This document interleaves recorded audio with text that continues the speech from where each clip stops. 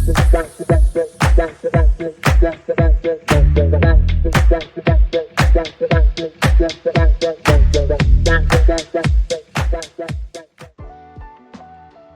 दोस्तों, आप सभी का स्वागत है मेरे YouTube चैनल पैथो नेविगेटर पे। इस पे हम डिस्कस करते हैं पैथोलॉजी लेक्चर्स। मैं हूं आपका दोस्त doctor Amit Ranjan. Last class हमने पढ़ा था टाइप 1 हाइपोसेंसिटिव रिएक्शन। आज हम डील करेंगे टाइप 2 हाइपोसेंसिटिव रिएक्शन के साथ। उसके एग्जांपल्स देखेंगे, मैकेनिज्म देखेंगे और फटाफट सीखेंगे कि कैसे टाइप 2 हाइपोसेंसिटिव रिएक्शन वर्क करता है। तो चलिए शुरू करते हैं। सबसे पहले हम डेफिनेशंस के साथ स्टार्ट करेंगे। So here goes my pen, sorry. तो ये हमारा डेफिनेशन के साथ स्टार्ट करते हैं। डेफिनेशन को हम लोग अगर मोटा मोटी समझे, समरी में समझे, तो क्या होता है, एक एंटीजन हो जाएगा, एक एंटीबॉडी आ जाएगा। इन दोनों के रिएक्शन से इम्यून रिस्पॉन्स एक्टिवेट हो जाएगा और इसी इम्यून रिस्पॉन्स के चलते या तो नॉर्मल टिश्यू डैमेज होगा या तो इन्फ्लेमेशन होगा और इसी के चलते आपके डिजीजेस होंगे, और इसी इम्यून रिस्पॉन्स को बोलते हैं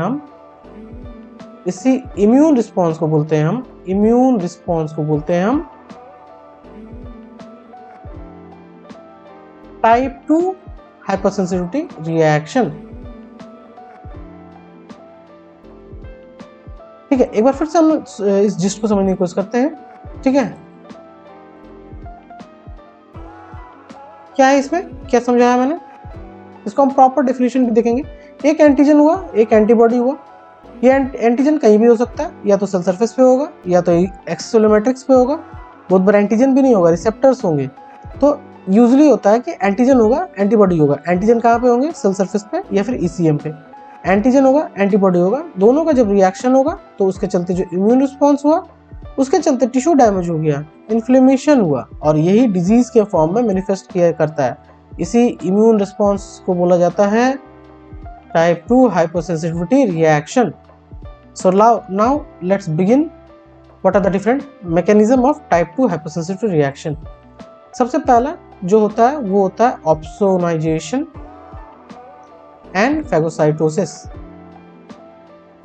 ठीक है, ऑप्सोनाइजेशन का मतलब आप समझते हैं। ऑप्सोनाइजेशन का मतलब जो होता है वो होता है कि किसी भी चीज को टेस्टी बनाना with the help of antibodies attaching to that thing. और फैगोसाइटोसिस, जब ये टेस्टी बन गया तो फैगोसाइट्स आके इसको फैगोसाइटोसिस कर देंगे। तो इस केस में क्या हो रहा है, इस केस में हो रहा है एक बेचारा सा सेल है, हमारे पास। इसके ऊपर है एंटीजेंस। ठीक है, इसके ऊपर है एंटीजेंस। अब इन एंटीजन को पहचानेगा कौन,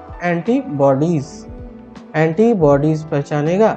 एंटीबॉडीज जब पहचान लिया तो एंटीबॉडीज पहचान के उसके ऊपर चिपक गया। इसी प्रोसेस को बोलते हैं ऑप्सोनाइजेशन।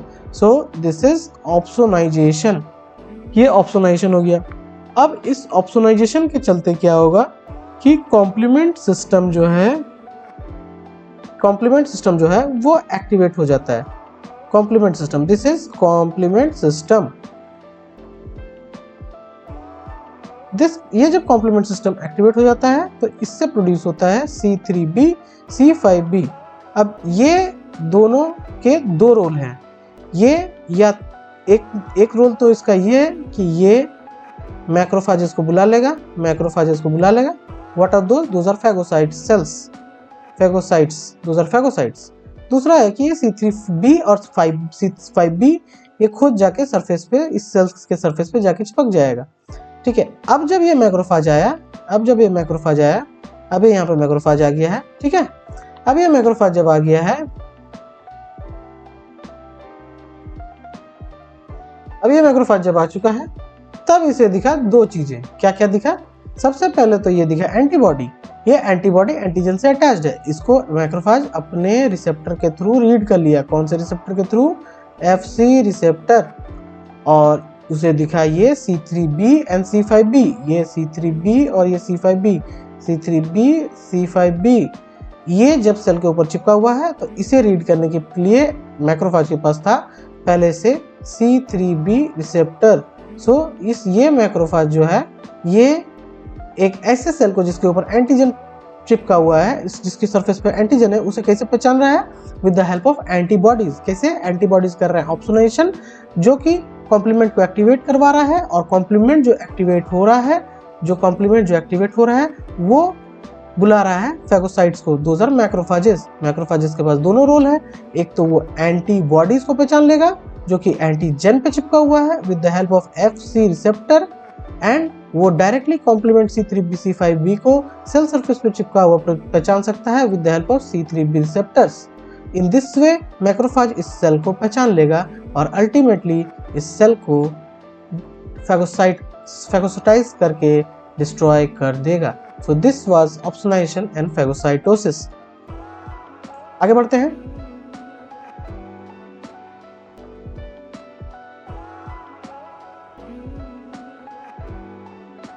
इसका एग्जाम्पल क्या होगा? इसका एग्जाम्पल ट्रांसफ्यूजन रिएक्शन होता है, ऑटोइम्यून हिमोलाइटिक एनीमिया होता है। ठीक है, इतना रिएक्शन, इस तरह के एग्जांपल्स होते हैं टाइप 2 हाइपरसेंसिटिविटी के पहला मैकेनिज्म का, that is opsonisation and phagocytosis. So हम दूसरा याद करने की कोशिश करते हैं। अब दूसरा हम दूसरा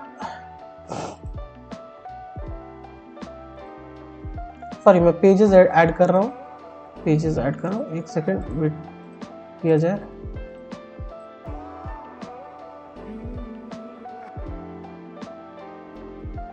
तो हम दूसरा मैकेनिज्म के बारे में पढ़ेंगे। दूसरा मैकेनिज्म क्या है? दूसरा मैकेनिज्म होता है आपका इन्फ्लेमेशन। डिट्टो वैसा ही होगा। सबसे पहले हमारे पास आएगा एक एंटीजन। एंटीजन जो है इस बार ये हो गया एंटीजन इस बार सेल सरफेस पे नहीं होगा बल्कि ECM पे होगा। ECM एक्स्ट्रा सेलुलर मैट्रिक्स पे एंटीजन प्रेजेंट है। इस एंटीजन को रीड कौन करेगा? वही सेम बात जैसा पहला मैकेनिज्म में हुआ टाइप 2 हाइपरसेंसिटिव रिएक्शन के। एंटीबॉडीज इस एंटीजन को ECM के ऊपर डिटेक्ट कर लेंगे। अब जब ये डिटेक्ट कर लेंगे तो ये एक्टिवेट करेंगे वही जो वहां पे किया था, कॉम्प्लीमेंट को एक्टिवेट कर दिया जाएगा क्योंकि इन एंटीजन्स के ऊपर एंटीबॉडीज चिपक गए हैं। जैसे ही कॉम्प्लीमेंट एक्टिवेट होगा फिर से रिलीज होगा C3b C5b वापस से वैसे ही जैसे पहले मैकेनिज्म में सेल के ऊपर चिपक गए थे, इस बार वो ECM के ऊपर चिपक जाएंगे और साथ ही साथ बुला लेंगे न्यूट्रोफिल्स को बुला लेंगे। न्यूट्रोफिल्स यहाँ से ट्रैवल करके इस ECM के पास आएगा और ये न्यूट्रोफिल जो है वो अपने एंजाइम सिक्रीट करेगा। ये एंजाइम सिक्रीट करने के चलते ये ECM और ये एंटीजन दोनों ही डिस्ट्रॉय हो जाएंगे। ये जब डिस्ट्रॉय हो जाएंगे तो ये एंटीजन रिमूव हो जाएगा। इसी प्रोसेस में ECM में भी डिस्ट्रक्शन हो रहा है, जैसे कि पहले मैकेनिज्म में उस सेल का डिस्ट्रक्शन हो रहा था। इसीलिए मैंने डेफिनेशन में बताया था कि नॉर्मल टिश्यू का डिस्ट्रक्शन होगा, इन्फ्लेमेशन होगा। यहाँ पे दिखाया मैंने एग्जांपल में जब मैं मैकेनिज्म डिस्कस कर रहा हूँ। ठीक है, माउस को हटा दिया।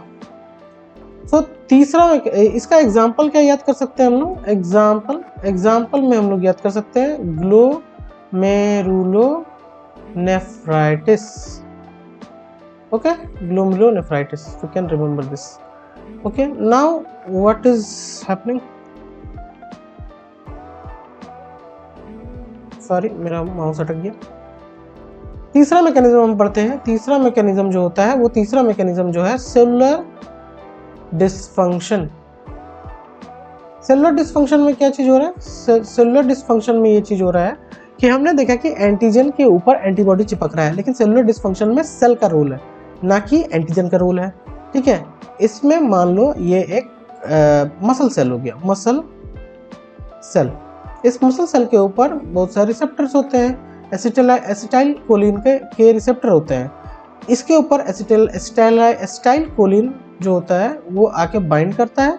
ये हो गया आपका नर्व में होते हैं एसिटाइल कोलिन के वेसिकल्स। अब इस वेसिकल से रिलीज होते हैं एसिटाइल कोलिन आके इस रिसेप्टर्स पे बाइंड करते हैं और फिर कॉन्ट्रैक्शन होता है जो सबको पता है।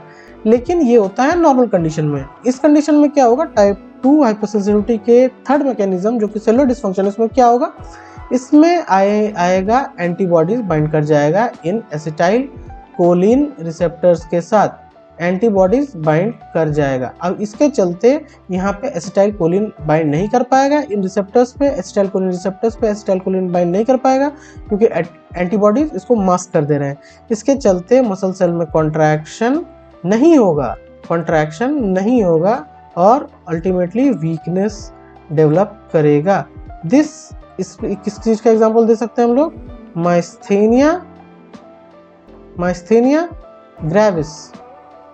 ओके, यहाँ पे हम एग्जांपल जो इसका जो एग्जांपल हुआ उसका एग्जांपल है माइस्थेनिया ग्रेविस। हो सकता है स्पेलिंग गड़बड़ कर रहा हूँ मैं, ठीक है।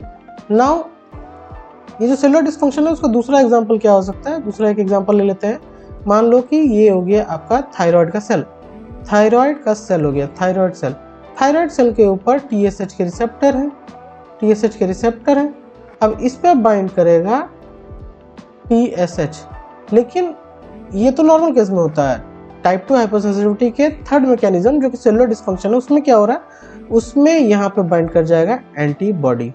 ये एंटीबॉडी जो है ये ऐसा इस रिसेप्टर को प्रतीत करवाएगा कि मैं ही TSH हूँ, और इस सेल को हमेशा लगता रहेगा कि इसके साथ TSH हमेशा बाइंड है। तो TSH का क्या रोल होता है, यूजुअली रोल होता है TSH का कि वो T3 एंड T4 रिलीज करवाए। लेकिन अब अगर TSH एब्सेंट भी है तो ये एंटीबॉडी इसके ऊपर, इस रिसेप्टर के ऊपर, TSH रिसेप्टर के ऊपर बाइंड करके इस सेल को सिग्नल देगा कि मैं ही TSH हूँ, TSH जैसा मैं ही हूँ। ये एंटीबॉडी इस सेल को प्रतीत करवाएगा, जिसके चलते T3 एंड T4 रिलीज होगा। सो ये भी एक डिजीज हुआ, यहाँ सेलुलर डिस्फंक्शन हो गया। So this happens in grave disease जो कि थायराइड की बीमारी है। So these are the 3 mechanism. चलो हम लोग जल्दी से समराइज करते हैं।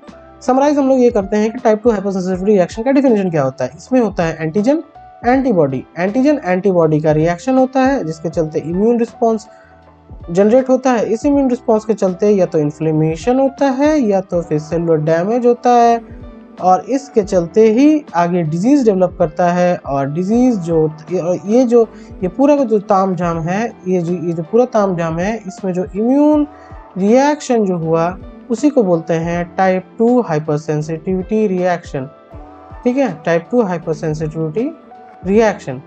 सो अगर यही सी चीज़ को टाइप 2 हाइपरसेंसिटिव रिएक्शन बोलते हैं तो हम इसका एग्जांपल यहीं पे समझने की कोशिश करते हैं इस डेफिनेशन में।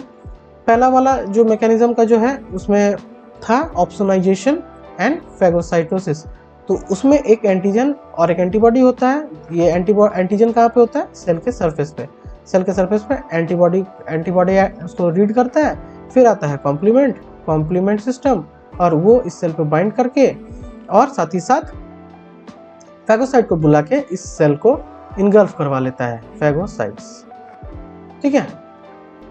अगर दूसरा एग्जांपल लूं, दैट इज इन्फ्लेमेशन में क्या हो रहा है, इन्फ्लेमेशन में भी एंटीजन और एंटीबॉडी है, लेकिन जो एंटीजन है वो कहाँ पे है, वो है ECM में।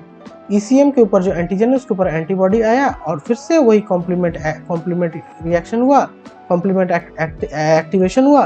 कॉम्प्लीमेंट एक्टिवेशन ECM के साथ बाइंड किया, ECM के साथ बाइंड किया और बुलाया किसको, न्यूट्रोफिल्स को। इस केस में बुलाया न्यूट्रोफिल को। न्यूट्रोफिल आके यहाँ पे इन्फ्लेमेशन करवाया और फिर ECM को डिस्ट्रॉय करा दिया। तीसरा एग्जांपल था सेलुलर डिस्फंक्शन। ये इस चीज को ले लेते हैं, यहाँ ये चीज हो गया, यहाँ आ गया, ठीक है। इस सेलुलर डिस्फंक्शन में सेल्स होंगे, या तो मसल सेल होगा या तो थायराइड सेल। मसल सेल्स के ऊपर एसिटाइल कोलिन के रिसेप्टर होंगे, यूजुअली एसिटाइल कोलिन से एक्टिवेट होते हैं, लेकिन यहाँ पे क्योंकि एंटीबॉडी आ गया तो एसिटाइल कोलिन उनको एक्टिवेट नहीं कर पाएगा, वीकनेस होगा मसल में, जिसको हम बोलते हैं माइस्थेनिया ग्रेविस। जबकि थायराइड वाले में थायराइड के सेल पे रिसेप्टर होते हैं जिसे TSH रिसेप्टर बोलते हैं। TSH जब आता है तो थायराइड प्रोड्यूस करता है T3 एंड T4, लेकिन क्योंकि इसके ऊपर एंटीबॉडी एक्ट कर रहा है तो अब सेल को लगेगा कि वही एंटीबॉडी ही शायद TSH है, और इसी के चलते T3 एंड T4 ये हमेशा रिलीज करते रहेगा। इसे क्या बोलते हैं, ग्रेव्स डिजीज, ठीक है। ये पूरे का पूरा अगर डेफिनेशन याद रखोगे तो तीनों के तीनों मैकेनिज्म भी याद रहेंगे, एग्जाम्पल भी याद रहेंगे, और इस तरह से आप टाइप 2 हाइपरसेंसिटिविटी रिएक्शन को एक्सप्लेन कर सकते हो, अपने एग्जाम्स में लिख सकते हो। ठीक है, नेक्स्ट क्लास से हम लोग कोशिश करेंगे कि टर्मिनल्स में और वाइवा में और इवन की नीट पीजी और जो प्रोफेशनल आपके एमबीबीएस होते हैं, प्रॉफ होते हैं, सेकंड प्रॉफ होते हैं, जो यूनिवर्सिटी एग्जाम्स होते हैं, उसमें क्या क्या क्वेश्चंस आते हैं, उन क्वेश्चंस का आंसर कैसे करें, एमसीक्यू क्वेश्चंस क्या आ सकते हैं टर्मिनल में, इसका हम क्वेश्चंस को डिस्कस करेंगे, उसके आंसर्स को डिस्कस करेंगे कि वो आंसर क्यों ऐसा हुआ। इस तरह से हम लोग एक वीडियो के बीच में ही एक question and answer round incorporate करेंगे। साथ ही साथ कोशिश करेंगे कि कमेंट्स में आपके आंसर लें और देखें कि कितने आंसर सही हो रहे हैं। तो आज के लिए इतना ही रहेगा काफ़ी। टाइप 2 हाइपरसेंसिटिविटी रिएक्शन, इसे रिवाइज करें, इसे ड्रॉ करके प्रैक्टिस करें, ये जरूर से जरूर एग्जाम में आएगा। थैंक्स फॉर टुडे, फिर मिलते हैं। Thank you, bye. It's your friend doctor Amit Ranjan, MBBS and MD in pathology. Bye.